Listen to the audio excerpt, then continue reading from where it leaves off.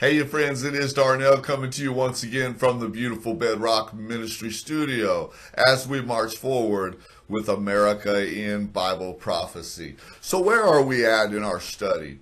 We have been discussing over the past several videos the existence of four competing ideologies in the world that are competing for dominance. And we've already determined that two of them are of a political nature and two of them of a religious nature.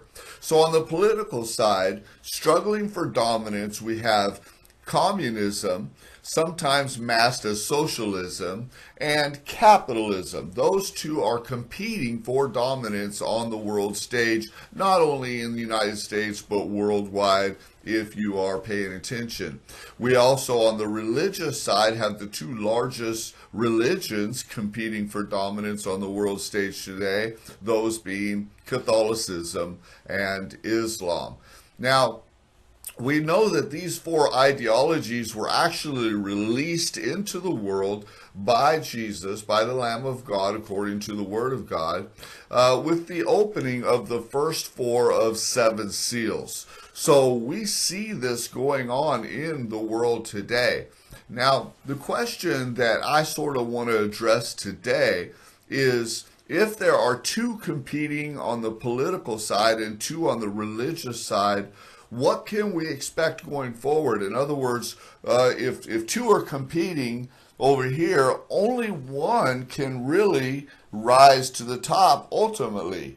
If we've got two religious competing over here, only one can ultimately rise to the top there as well. So, does the word tell us which ones will ultimately rise to dominance on the world stage? Well, in fact, yes, it does. And that's kind of what I want to address today. I'll probably only really get to the political side today as we dig into the word a little bit further. And really, ultimately, I'll kind of be scratching the surface because there's so much to unpack there. As far as on the religious side, we'll probably have to address that on the next video, which is due, Lord willing, to be released this Thursday. So let's talk about these two opposing, competing political ideologies, those being communism and capitalism. What can we expect going forward? And does the word tell us how these things are going to unfold? Well, here's what you can expect. I'll get to the scriptures in a moment, but let me just tell you what you can expect to see. You can expect for communism to ultimately rise to world dominance going forward. Now, when I say world dominance, let me be clear. Communism will dominate most of the world, but not all of the world. And this is where religion has somehow gotten it wrong, because religious teaching through the past generations has led many Christians to believe that that ultimately the Antichrist will rule all of the world and spare none, and everybody will come under the mark of the beast and all of this, and it's sort of a fuzzy picture that they paint, because on the one hand, religion has taught that there will be this rapture, so the Christians will be out of the picture anyway, and then on the other hand, they have taught that people need to be concerned about not taking the mark of the beast. Well, that's sort of a contradiction, because if the Christians were taken in the rapture prior to the tribulation period, then there would be no worry about the mark of the beast. And then it starts to get kind of convoluted from there, because they say, well, there'll still be people saved through the tribulation, and that's inconsistent with scriptures, because the scripture only teaches that there will be two resurrections, one at the end of the Great Tribulation and one at the Great White Throne Judgment. So that's just kind of a brief overview of where religion has gotten it a little bit wrong and painted a little bit fuzzy of a picture. But we know through the study of the scriptures and Bible prophecy that communism will in fact dominate most of the world, but it will not dominate all of the world, and ultimately it will not prevail. So we're going to kind of look at that. Now, how do we know that communism will dominate most of the world and will, in fact, be the political structure that the Antichrist rules over when he is in control? Well, to understand that, let's first go to Revelation chapter 13. And I'm going to read for you verses 1 through 4, actually verses 1 through 5, although I want to sort of distinguish how verse 5 is a little bit different than 1 through 4. Let's first read in verse 1. And I saw a beast rising out of the sea with 10 horns and 7 heads, with 10 diadems on his horns and blasphemous names on its heads. And the beast that I saw was like a leopard.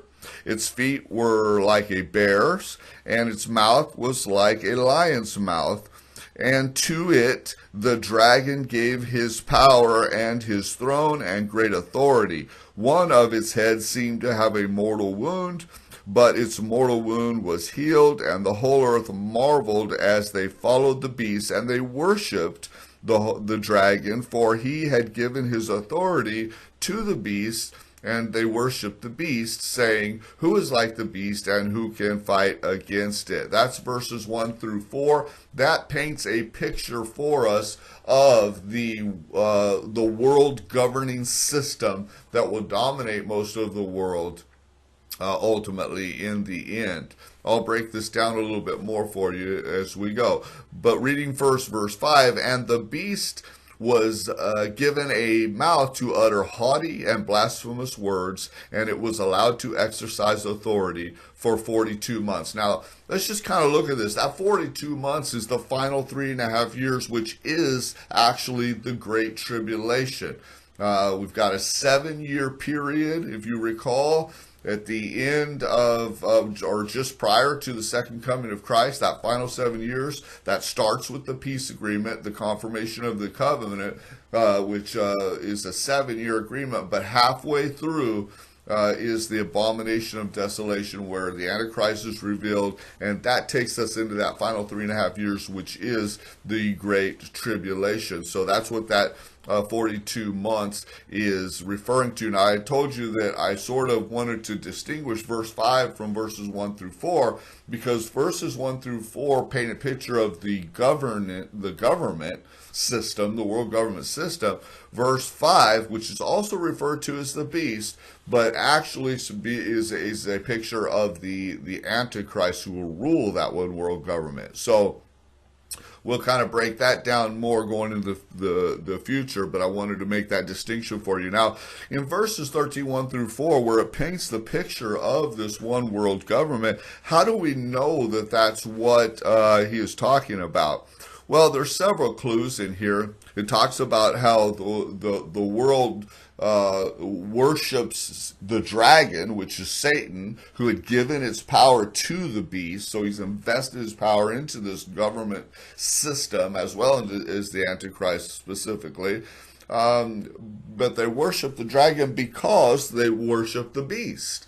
So they're saying, like, who is like the beast, and who can fight against him? And they're basically saying, hey, this government system is just too big, too strong. We're just kind of the way of most of the world will be we're just going to have to conform. We should stick with the world system, and we sort of see that mentality already developing in the hearts and minds of many people who are now sort of open to a world system, a new world order where there's no sovereign nations and we're all just part of this bigger world system. We see all of this playing out before us, my friends, with a world banking system, a world health organization, all of these things, the United Nations, all of these things that we see unfolding if we're paying attention.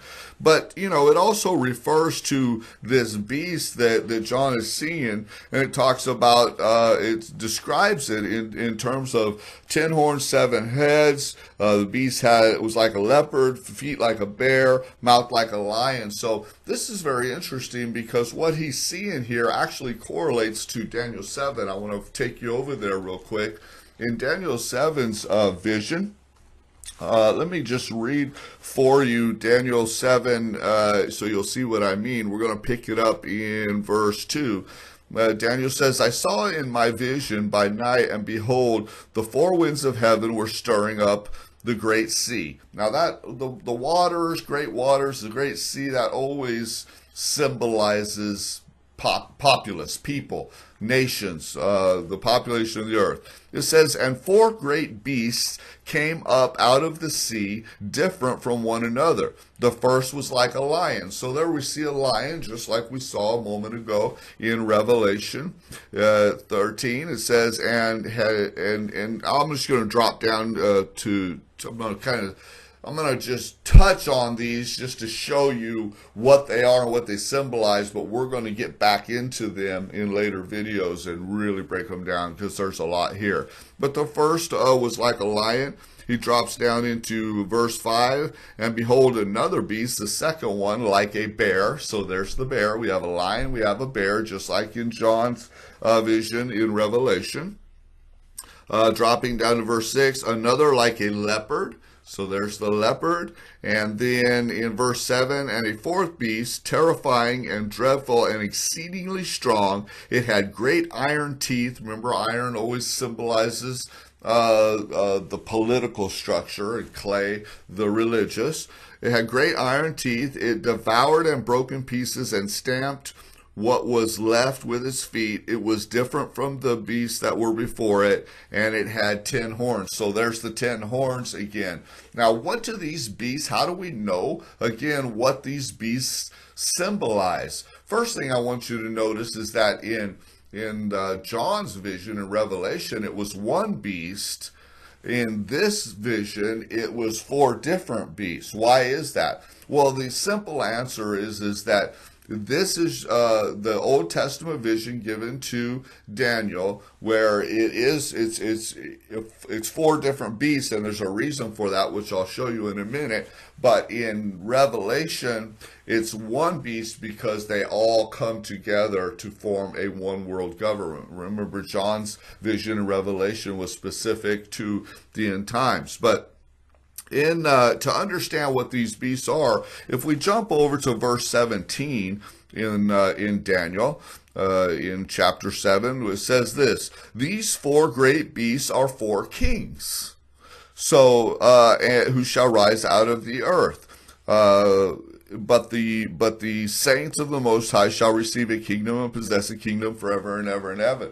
So once again, we start to understand that in the Bible, these beasts, and when we talk specifically about heads and horns, we're talking about kingdoms and kings of those kingdoms, rulers, if you will, of those kingdoms. So that's what we're talking about here, and in verse 18 shows us there that ultimately, although there will be a one world government, communist in nature, ultimately it will not prevail over the saints. Now, let's talk about the horns a little bit more specifically. In verse 20, it says, and about the 10 horns that were on its head, and the other horn came up from before it, which 3 of them fell. The horn that had eyes and a mouth and spoke great things. Okay, that's ultimately going to be the Antichrist. It says, and it seemed greater than its companions.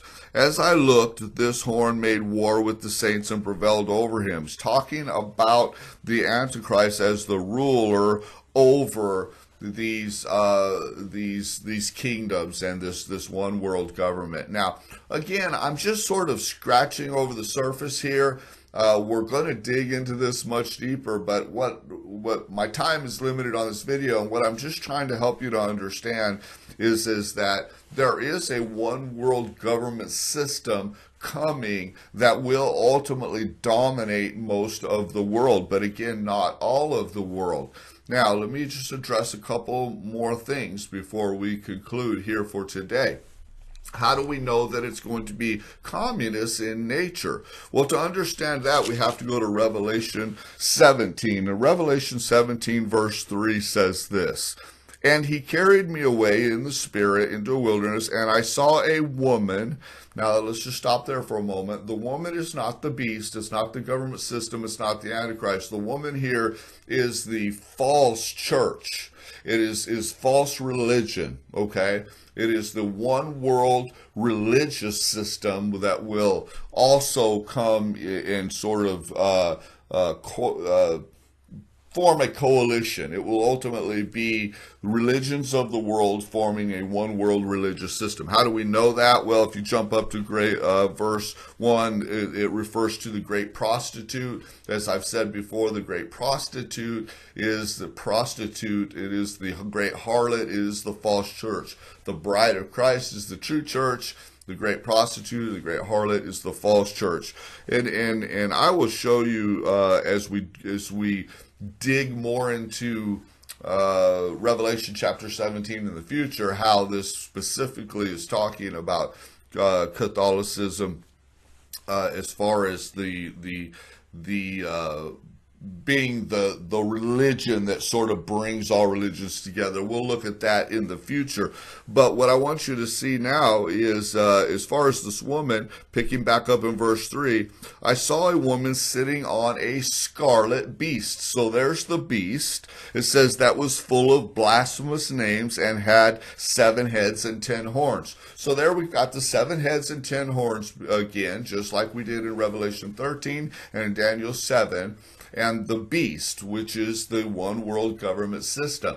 But notice how it says scarlet beast. We've already determined as we opened the 4 seals that the red horse symbolized communism. So it's just not hard to see as we've sort of put all this together and couple that with what we're seeing going on in the world right in front of us, and this battle between communism and capitalism. And we see how most of the world, the European Union and many parts of the world, and even a good section of the United States for that matter, is sort of leaning towards socialism and sort of toward a one world government system. And yet God makes a way for a president to come along like Donald Trump, who says, hey, wait just a minute. We are a Christian nation. We are a nation built on capitalism, and is sort of, and there's a good part of the population of the United States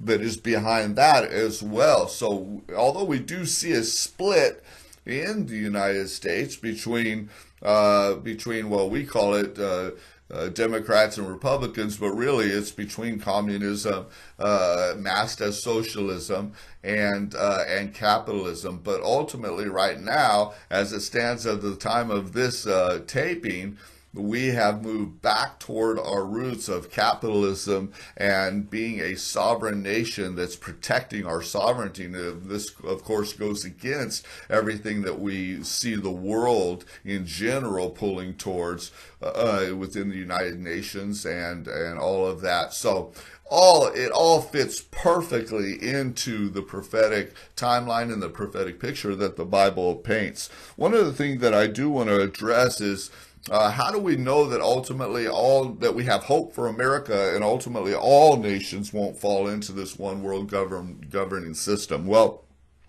when we break down Daniel 7 and Revelation 13 going forward in future videos, I will show you how the United States of America is in fact represented there, and how the Bible shows us that the United States does not follow this one world government system. I will show you that clearly going forward.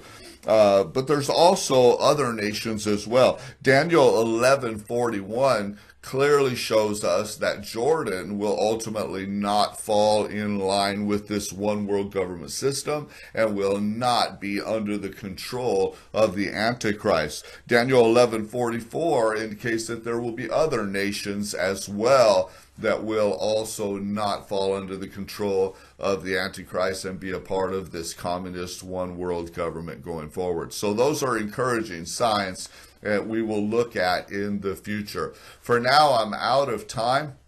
Again, we have discussed today this sort of clarifying the picture of who will rise to world dominance between communism and capitalism, and how we can expect to see that unfold going forward. In the next video, we will look at the religious side. We've got two competing ideologies or religions that are competing for world dominance in the religious world today, that being Catholicism and Islam. And we'll also look at the relationship between Catholicism and the Protestant church. So all of that coming on the next video. Looking forward to sharing that time with you as well, so don't miss it. That will be, Lord willing, coming out on the website at America in Bible Prophecy this Thursday. Hey, this is Darnell coming to you from the beautiful Bedrock Ministry Studio. Now let's go change the day.